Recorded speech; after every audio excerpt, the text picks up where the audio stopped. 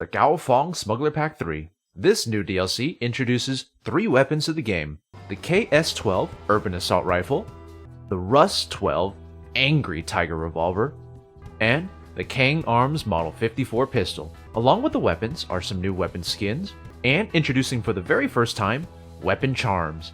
We're going to be taking a closer look at each of these additions, judging if the weapons are any good or if they're just plain fun, and also taking a bit of a closer look at these new charms. At the end of the day, I hope to be able to answer the question, is this DLC worth the money? Today's video is sponsored by Raid Shadow Legends. With over 600 champions, each from their own factions with unique lore, the Dwarven race takes the spotlight today. Use the link in the description or the QR code to download Raid on PC or mobile. Dwarves are the third race of creation, a reclusive group whose society is split by a caste system of Delvers, Craftsmen, Dwarven nobility, and priesthood. The demonic forces of Searock invaded the Dwarven kingdom, and while dwarves remained victorious, it came at a great cost. Because of this, the Dwarven king gathered an army to join the surface dwellers in the battle of light versus dark, ending over 1,000 years of non-alignment. The design of the dwarves is really badass. They look both rugged and beefy. My personal favorite is Tormund the Cold. I love his design, and I love great hammers. This month, Raid released the Doom Tower update. There are 2 new bosses, Astronix the Dark Fae, and Bommel the Dreadhorn, as well as new secrets and artifacts. All through the month there will be events and tournaments, including the Super Raid, which gives double the rewards for dungeons. If you download the game now from the link in the description or the QR code, new players only will receive the Hero Chinoru, as well as 200,000 silver, 1 EXP boost, 1 energy refill, and 1 ancient shard for summoning a new champion. New players will receive these rewards in their inbox for the next 30 days. First up is the KS-12 Urban Assault Rifle. From the base stats, you can see that the gun sports some really high damage. In fact, much higher than any assault rifle that isn't a DMR. In addition, there even is a DMR kit conversion that then puts it at the highest damage assault rifle in the game, bar none. The unique mods for this gun are the barrel extensions, which is the KS-12S long silencer, as well as the KS-12A burst muzzle. There's also a carry handle, which changes whether or not the sight goes on the carry handle or just goes on the rail. And the upper receiver, which is the DMR kit conversion. One thing that is not immediately apparent from looking at the stats of this gun is that it has lower than average accuracy and stability, which is a bit of an oddity since most of the strong assault rifles tend to at least be fairly accurate. So one of the downsides of the KS-12 is that it doesn't really have good handling, as well as some pretty poor concealment. And, to top it off, neither of these things are something that you can fix through mods, just skills.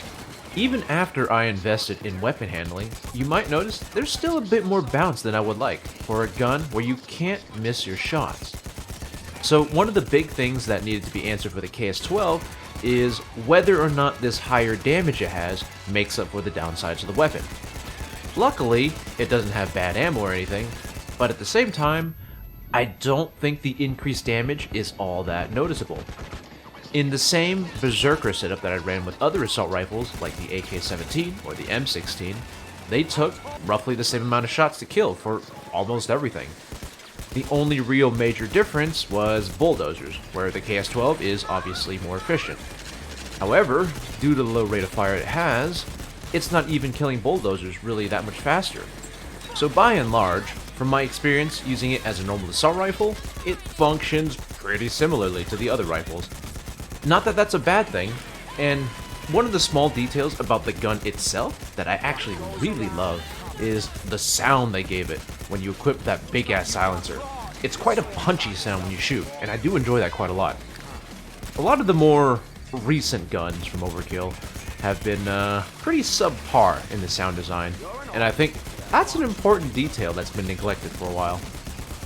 So, while the assault rifle mode isn't anything to write home about, the DMR mode is a little bit different. This higher damage that it has in DMR mode actually helps the KS-12 reach one-shot potential with a Berserker Frenzy setup with no added fuss. So, unlike other DMRs that can't one-shot without taking off more health from Berserker to add more damage, the KS-12 comes ready with one-shot potential. And this is also kind of ignoring the fact that when you lose more health with the KS-12, you'll also be doing way more damage as well. I really think Overkill intended this new rifle to be mainly used as a DMR. I mean, hell, on the store page and their announcements, they really advertise it that way. So as far as rifle goes, this bad boy hits very hard, and it could be used as a one-shot machine as long as you build it for enough accuracy. As with all DMRs though, you really can't miss your shots. And you also really have to manage your ammo economy well, or you'll probably find yourself running out of ammo really frequently. It's a fairly difficult playstyle to go with since enemies hit you way too hard, so you can't really take your time and aim, and on stuff like Death Sentence, there's also just too many enemies to manage unless you have some really good aim and you can click heads really fast. Secondly, we have the Rust 12 Angry Tiger Revolver. Again, we have another weapon with much higher base damage than all its counterparts. This is the highest damage revolver in the game, but it comes at a heavy cost of total ammo. However, the unique trait about this gun is that it comes built in with armor-piercing rounds.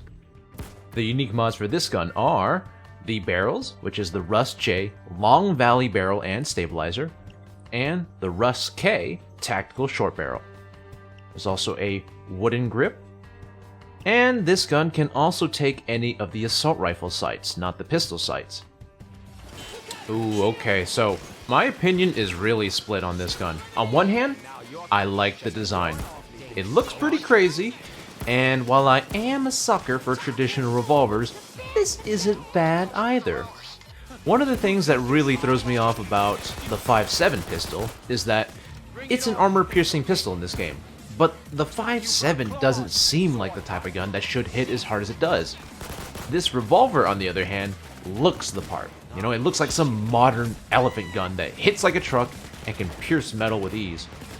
So, as you can already tell, I dig the design of this revolver, but longtime viewers of this channel probably already know that I'm super partial to revolvers, so it's a bit of a biased opinion. Anyway, as for the performance of the gun, I'm going to do a lot of comparisons to the 5.7, since, you know, they're both armor-piercing pistols. Before we move on, for reference, in the gameplay, I'm currently using my pistol build, which involves the usual pistol skills and crits. Now, the big thing about the revolver is the high damage, but also really low ammo, both in capacity and total ammo. With only 5 shots, you can't really use it as a quick bulldozer killer since you'll probably have to reload mid-fight. And if you decide that you do need to use it on a bulldozer, then almost all of your ammo is gone in an instant. So in that regard, the 5.7 is definitely a lot more flexible. In fact, the 5.7 is just a lot more flexible in general for most setups. So in this pistol build, unless I get a couple trigger-happy stacks, the revolver can't actually one-shot the heavy basic enemies, which means it's basically on par with the efficiency of the 5.7 for the majority of enemies, since it'll require the same amount of shots to kill. Of course, you know, this is ignoring trigger-happy, crits, other skills, but the point is that in this particular setup, the extremely high damage doesn't actually help quite as much as I would like it to, since, you know, both guns still take roughly 2 shots to kill most of the basic enemies. There are a couple specials that need one more shot from the 5.7, but from an efficiency standpoint, it just feels a lot better to have the 5.7 since it has so much more going for it. It has a bigger magazine, it has 3 times the total ammo, and it still rocks really good stats and concealment. However, just like in the KS12 showcase, the real difference is when you use the revolver in a no pistol skill setup, but just Berserker for damage. So now for this gameplay, instead of the pistol build, I've gone with the same build that I used for the KS12. There's no pistol skills, just Berserker and Frenzy. In this case, it's a very capable gun that one-shots most units, even up to cloakers. It still needs 2 shots for other specials like tasers and medics, but this setup is way more favorable for this gun, and in turn, it becomes much more flexible since now it works as a backup for more than just pistol builds. So here is where one can probably argue whether or not the revolver or the 5.7 comes ahead in efficiency and flexibility. But even then, I can see arguments for either. So unfortunately, it's a little bit of a hard sell for me, despite me liking the design of the gun. Finally, we have the Káng Arms Model 54 pistol. It comes in both akimbo primary and single secondary. From the base stats alone, there's nothing that stands out about this pistol. It's mid-tier damage, and there's nothing unique about it. That is, until you take a look at the mods. The unique mods for this gun are the barrel, which is the KA-54 barrel extender, the magazine, just an extension mag, and also an underbarrel mod, which allows you to put on the bull stopper add-on, flechette rounds, or AP slug. Now for this section, I'm not going to take too long covering it since I have a separate video where I go way more in depth on this gun alone, so if you'd like, please check that one out. I'll leave a link to it in the description and you can click on the video card to take you there. As such, I'll just give you guys a brief summary of my thoughts on the gun. So in this DLC, this pistol is probably the most boring gun of the bunch. You know, there's literally nothing that stands out about it.